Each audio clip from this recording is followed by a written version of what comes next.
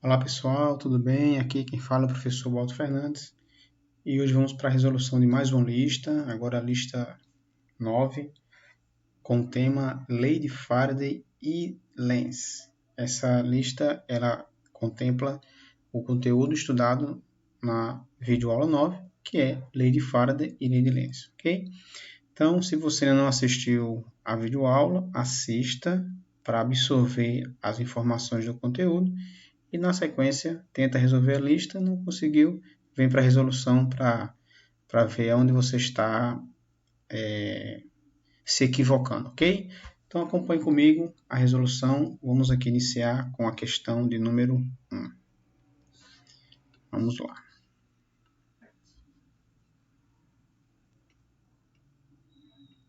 Então, questão 1. Acompanhe comigo. Os ímãs naturais ou artificiais apresentam determinados fenômenos denominados de fenômenos magnéticos. Sobre esses fenômenos, é correto afirmar: letra A. A lei de Lenz estabelece que o sentido da corrente induzida é tal que se opõe à variação de fluxo magnético através de um circuito que a produz. Pessoal, a letra A já é a opção correta, tá certo? A lei de Lenz, ela estabelece sim o sentido que deve ter a corrente induzida para não violar a conservação da energia do sistema, certo? E de fato, a corrente ela vai ter um sentido tal que tende a manter o fluxo magnético constante no circuito. Logo, né, ele vai se opor às causas que lhe deram origem, tá bom? Então, de fato, aqui, né, a questão 1, já chegamos à resposta, tá? Já é a letra A. Vamos ver as demais, porque elas estão erradas? Vamos lá. Letra B. Os pontos da superfície terrestre que possuem inclinação magnética máxima pertencem a uma linha chamada equador magnético. Pessoal, essa informação ela não tem significado, não, ok? C. Sobre a ação exclusiva de um campo magnético, o movimento de uma carga elétrica é retilíneo e uniformemente acelerado. Pessoal, o movimento, ele, na verdade, ele vai ser circular uniforme. Ele não vai ser retilíneo. Letra D. Nas regiões em que as linhas de indução estão mais próximas, o campo magnético é menos intenso. Se estão mais próximas, ele é mais intenso. E a letra E. As linhas de indução são, em cada ponto, perpendiculares ao vetor indução magnética. Pessoal, as linhas de indução são paralelas ao vetor. Na verdade, o vetor indução é paralelo à linha de indução e não perpendicular, ok? Então, questão 1, letra A. Vamos para a segunda. Vamos lá. Questão de número 2. Acompanhe comigo.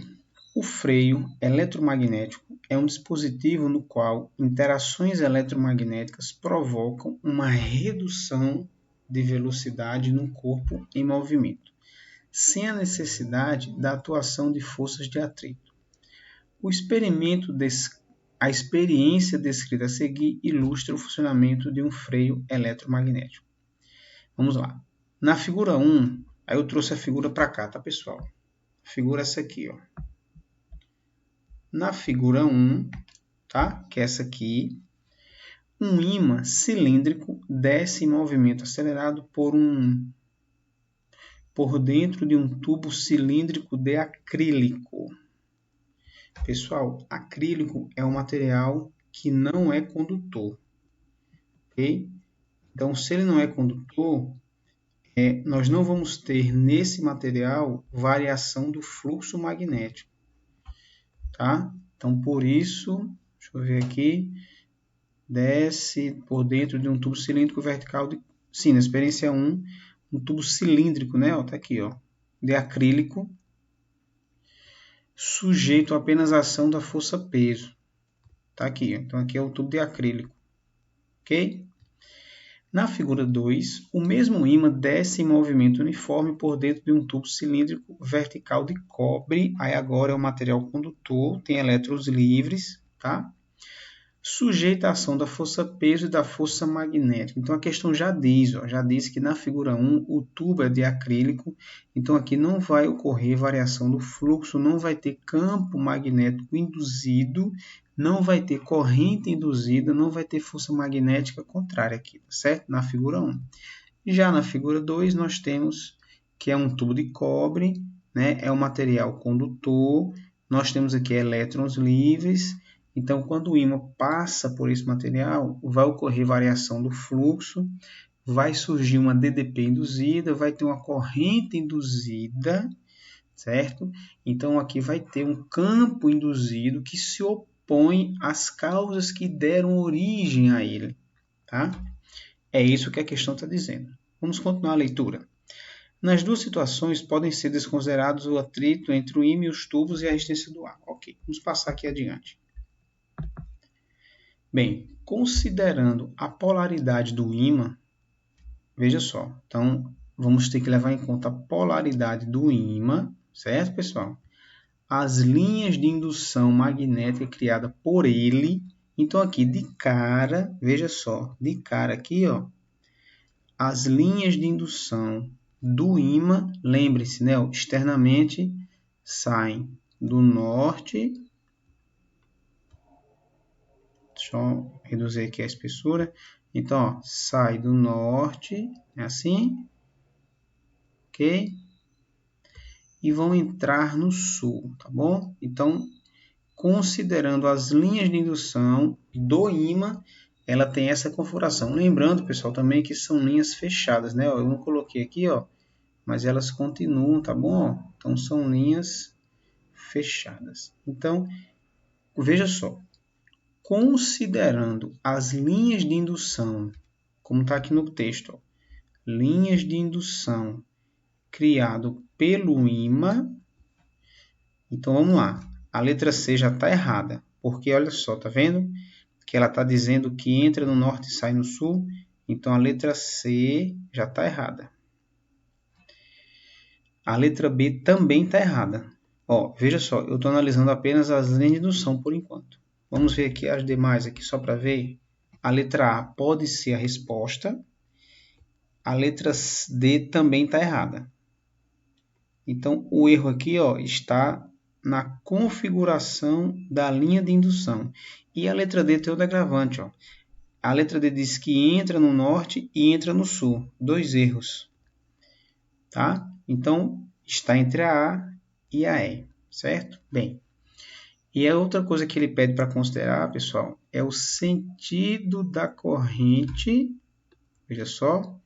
É o sentido da corrente induzida no tubo de cobre. Então, vamos lembrar o seguinte aqui, ó. Vamos só fazer aqui um esquema rápido. Vamos desenhar aqui uma espira. Deixa eu reduzir aqui a espessura desse piloto para ficar melhor. Então, aqui, ó, vamos desenhar aqui uma espira. Pronto. E vamos desenhar um ímã em forma de barra. E aqui, ó, é o sul e aqui é o norte. Quando o ímã está se aproximando da espira, se é o lado sul, na espira, na face que está voltado para o ímã, vai ser gerado um sul. Por quê? Porque lembre-se que você tem que retardar o movimento do ímã. Ele está sendo freado. Tá? Então, para ele ser freado, tem que ser um polo que se opõe ao que lhe deu origem. Tá bom? Então, se essa face voltada para o ímã é sul, a corrente ela vai ter simplesmente aqui ó, o sentido horário. A perninha aqui que eu desenhei do S vai indicar o sentido. Ó. Então, pessoal, como é o polo sul que está se aproximando do acrílico, entre a letra A e a letra E, veja que a letra A é a letra que contempla a corrente no sentido horário. E aqui está anti-horário. Ok? Beleza? Então, por esse motivo, a questão 2 é a letra A. Ok? Muito bem. Então, mais uma questão resolvida. Vamos para a questão de número 3. Vamos lá. Questão de número 3. A figura mostra um ímã caindo dentro de um tubo preso a um suporte. Mais uma vez, ó. Se o suporte for metálico, você vai ter elétrons livres. Eu vou ter uma variação do fluxo magnético nas paredes. Eu vou ter uma DTP induzida. Eu vou ter uma corrente induzida. Vamos ter um campo magnético induzido que vai se opor ao que lhe deu origem, que no caso foi o campo externo do ímã, tá? Então, diante desse contexto, vamos ver aqui o que ele pede. De acordo com o experimento, assinale a alternativa correta. Letra A. A velocidade do ímã aumenta se o tubo for de ferro. Pessoal, se o tubo for metálico, a velocidade do ímã vai diminuir. Por quê? Porque lembrem-se que vai surgir aqui, ó, uma força magnética, tá certo? Contrária à força peso, o que vai retardar o movimento do ímã, tá bom? Então a letra A está falsa. Letra B. O ímã cai mais rapidamente se o tubo for de plástico ao invés de alumínio. De fato, é a resposta. Por quê? Porque se for de plástico, não vai ter essa força magnética, não vai ter corrente, não vai ter campo induzido, não vai ter nada. Então, você vai ter apenas a força-peso, queda livre. Então, já é a resposta. Vamos analisar as demais para ver aonde consistem os erros, né? Letra C. O tempo de queda do ímã é o mesmo se o tubo for de ferro ou de alumínio. Pessoal, nós não temos como garantir se o tempo vai ser o mesmo. Haja vista, os elétrons livres do condutor, eles vão ter diferentes ligações para materiais diferentes. Então, você não tem como garantir se o tempo vai ser o mesmo, ok? Letra C está equivocada. Letra D. Enquanto o ímã cai no interior do tubo de plástico, há uma corrente induzida. Não vai ter corrente induzida se for de plástico. E letra E. O tempo de queda só depende do peso do ímã. Pessoal, o tempo de queda independe da massa do ímã. E ele diz aqui se for de plástico ou de alumínio. Então, mais um motivo. Então, questão 3, letra B. Ok? Vamos lá. Vamos continuar na nossa resolução. Questão 4. Na figura abaixo, vamos lá, questão 4. Na figura abaixo, é representado um trilho condutor A, B, C, D, onde desliza uma barra condutora XY para a direita, está aqui a velocidade, com velocidade V. Tal montagem está imersa em um campo magnético perpendicular ao plano. Olha só que interessante. O campo ele é perpendicular ao plano do papel, no caso da tela, e eu não conheço o sentido. Atenção, viu? Por isso que na figura não foi apresentado o X, muito menos o ponto. Por que não foi apresentado o X nem o ponto? Porque eu não conheço o sentido do campo. A questão não diz. Então, não posso falar se é entrando ou se é saindo, tá bom? Mas, vamos lá. Em relação à situação acima, marque com V as afirmativas verdadeiras e com F as falsas. Vamos lá. Item 1, pessoal. O fluxo magnético através do circuito X, P, C, Y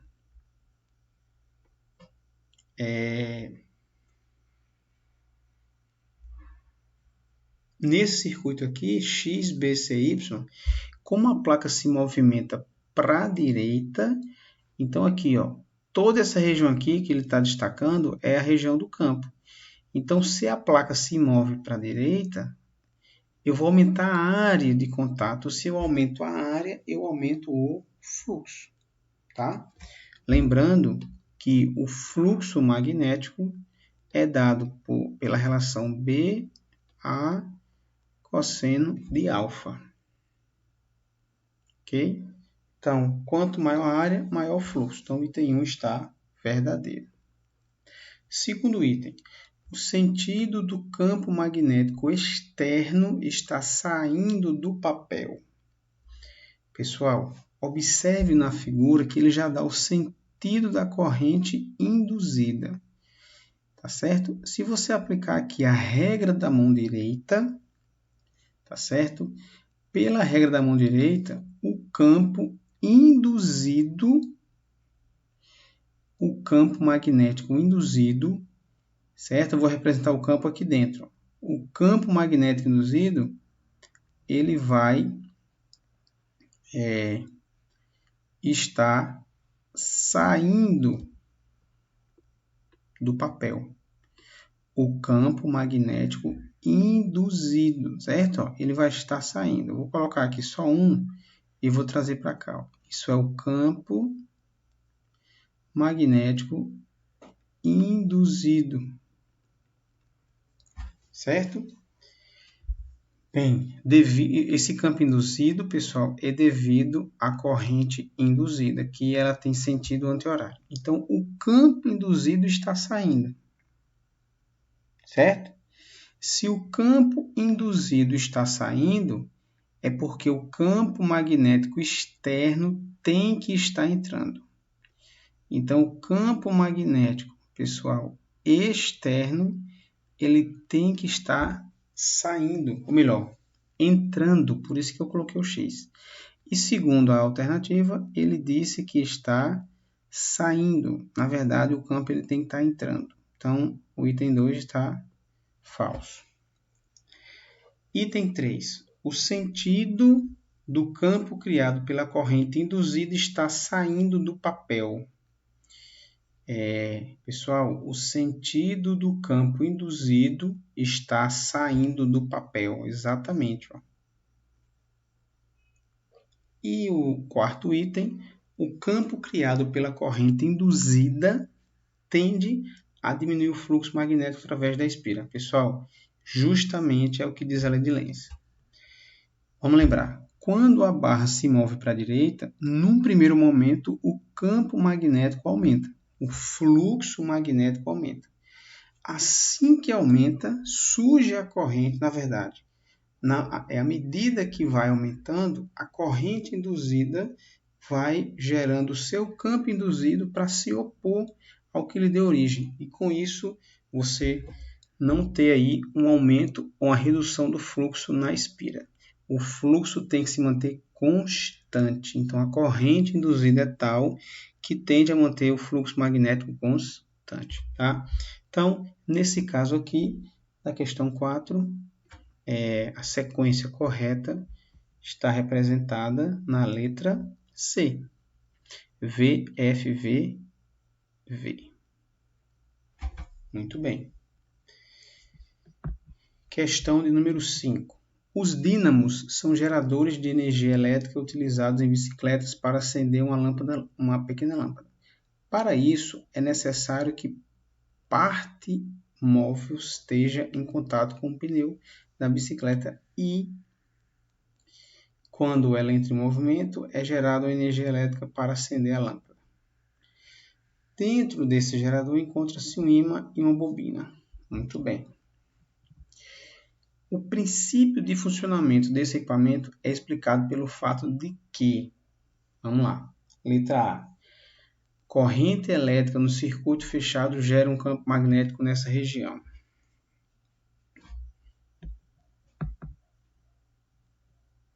Ele quer saber o princípio que explica o funcionamento. A letra A não tem muito sentido, né? Então, a letra A ela está falsa. Vamos ver a B?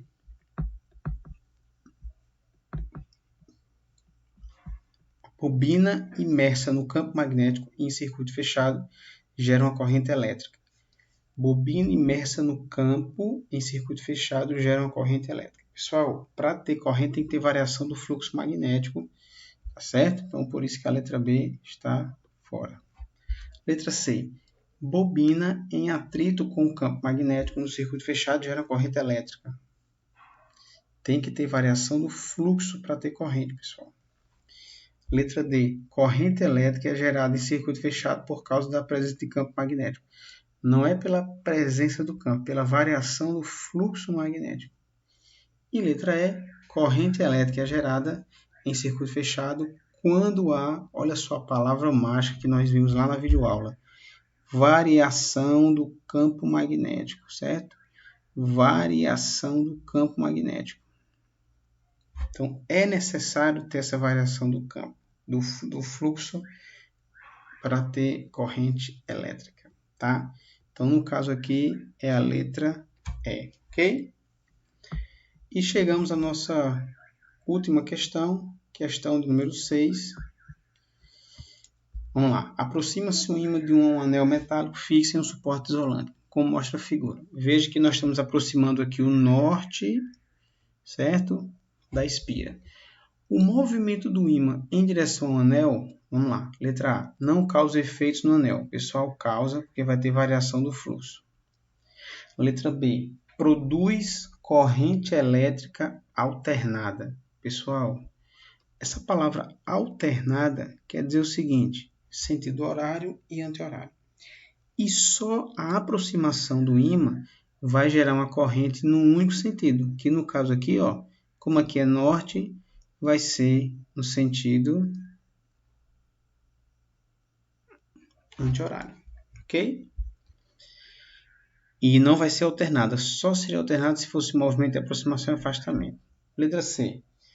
Faz com que o polo sul do ímã vire polo norte e vice-versa. Não tem nada a ver com isso. Letra E. Deixa eu apagar só isso aqui para ficar padrão. Então, falso, falso. Letra D. Produz corrente elétrica no anel, causando uma força de atração entre eles. Não é força de atração, é força de repulsão, ok? E a questão de número... letra E. Produz corrente elétrica no anel, causando uma força de repulsão entre o anel e o ímã. Exatamente. Letra E, ok? Bem, então com isso a gente finaliza a nossa resolução de mais uma lista, tá? Se você gostou, deixa o seu joinha, deixa um comentário na descrição do vídeo e nos vemos na próxima videoaula de conteúdo, tá? Um abraço a todos e até logo.